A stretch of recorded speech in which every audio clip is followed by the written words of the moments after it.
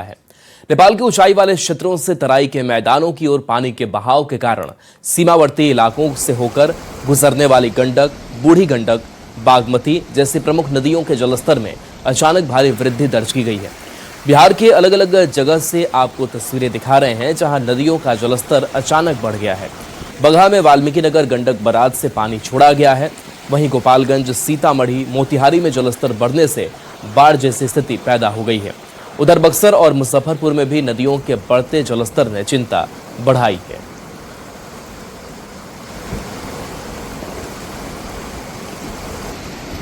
बिहार के सीमावर्ती राज्यों और नेपाल में हो रही लगातार बारिश के कारण गंगा के जलस्तर में बढ़ोतरी देखी जा रही है। पिछले 24 से 48 घंटे में 2 से 3 सेंटीमीटर जलस्तर बढ़ा है। बढ़ते जलस्तर को देखते हुए जल संसाधन विभाग अलर्ट हो गया है।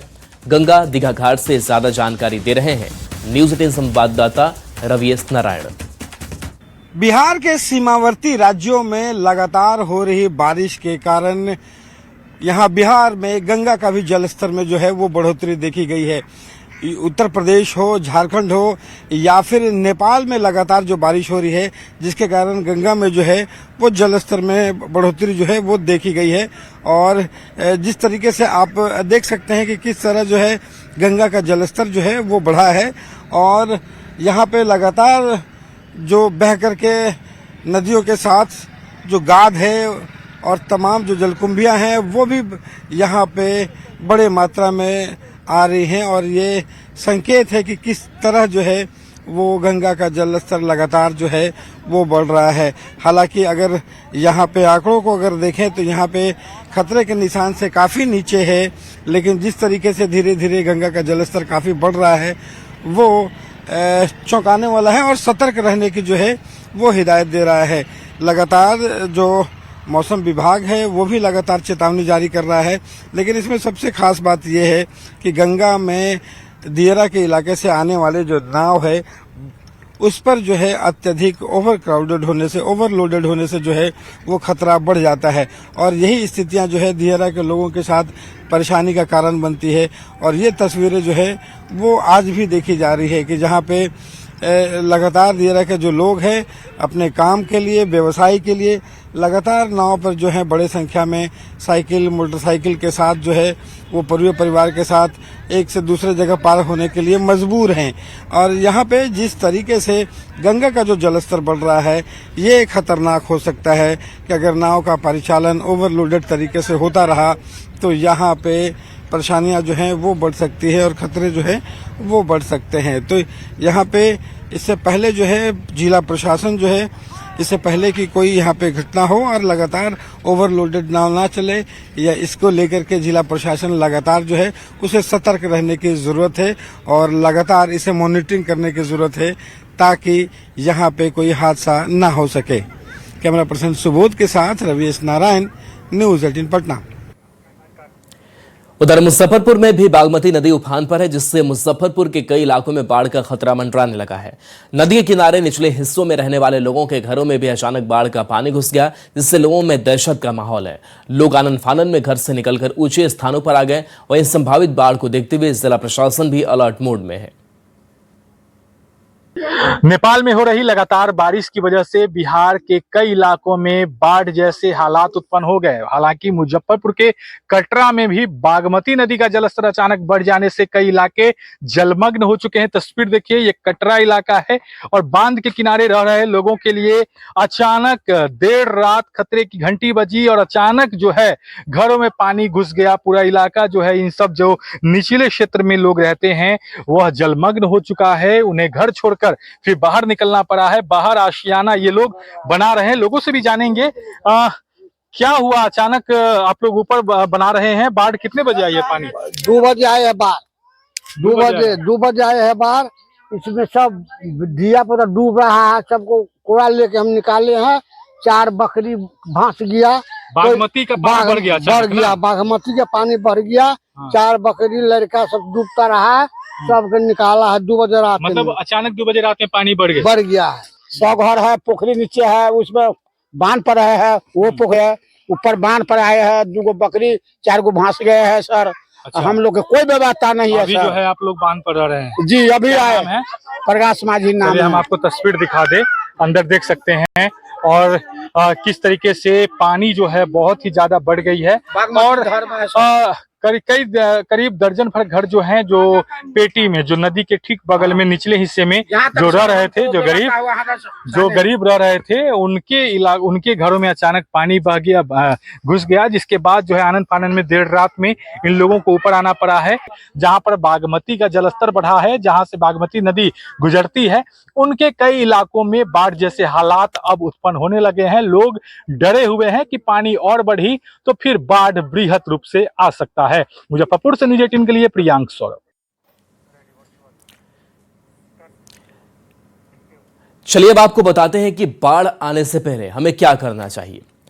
तो मौसम विभाग और प्रशासन के अलर्ट पर लगातार नजर रखें। जरूरी दस्तावेजों को प्लास्टिक या वाटरप्रूफ बैग में सुरक्षित रख लें।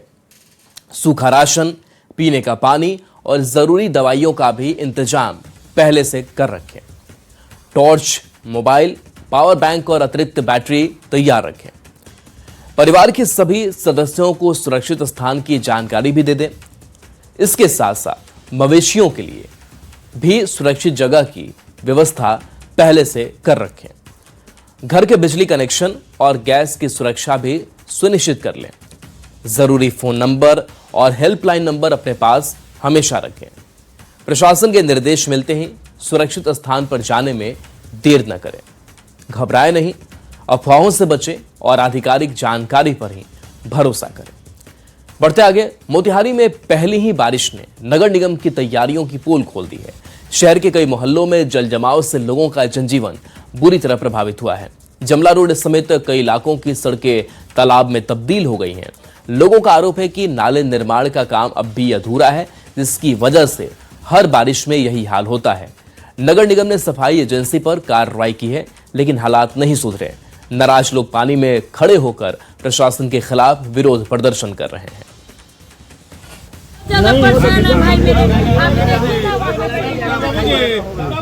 जितना परेशान में हम लोग हैं, उतना आप लोग को तो दिख रहा है। इसमें बनावटी और इसमें झूठ बोलने वाला ये कोई बात नहीं है। इस स्थिति में आप भी देख रहे हैं, खड़े हैं। 10 मिनट इसमें खड़ा हो जाइए ना तो पूरा पैर हगवाने लगता है, इन्फेक्शन हो जाता है, बीमारी हो जाता है। हम लोग 8-8 दिन इसमें 2-2 दिन भूखे रह जाते हैं, मगर इस पानी में चल नहीं पाते। देखिए, ये जो जमला रोड है, यह रोड 2 करोड़ से ज्यादा का इसमें नाला हम लोग किया है। बहुत डाउन एरिया है। यहाँ के लोगों को बहुत समस्या है। माताएं बहनों को तो बहुत दिक्कत है। बच्चे स्कूल नहीं जा रहे हैं, गाड़ियाँ गिर जा रही हैं। और यहाँ के लोगों के दुख दर्द से हम अच्छी तरह परिचित हैं। हमेशा आते हैं, जाते हैं, यहाँ की समस्याओं को देखते हैं। क्या निदान हो सकता है, कितना जल्दी निदान हो सकता है, इस पर हम आज ही कार्रवाई करना है। बोर्ड की साधारण बैठक आयोजित की गई है, जिसमें साफ सफाई, लाइट और कई मुद्दों पर चर्चा की गई है। वार्ड में और मुख्य सड़क की सफाई व्यवस्था भी चरमराई हुई है, उस पर हम लोगों ने संज्ञान लेने का निर्देश दिया है। अगर एजेंसी आगे ठीक से सफाई नहीं करती है तो उन्हें हटाकर नई एजेंसी हम लोग हायर करेंगे। नहीं, वही समस्या है कि सफाई पूरी तरह से व्यवस्था चरमराई हुई है, चाहे वो मुख्य सड़क की सफाई हो या उसके लिए निर्देश दिया गया है निगम के पदाधिकारियों को कि वो उस पर ध्यान दें।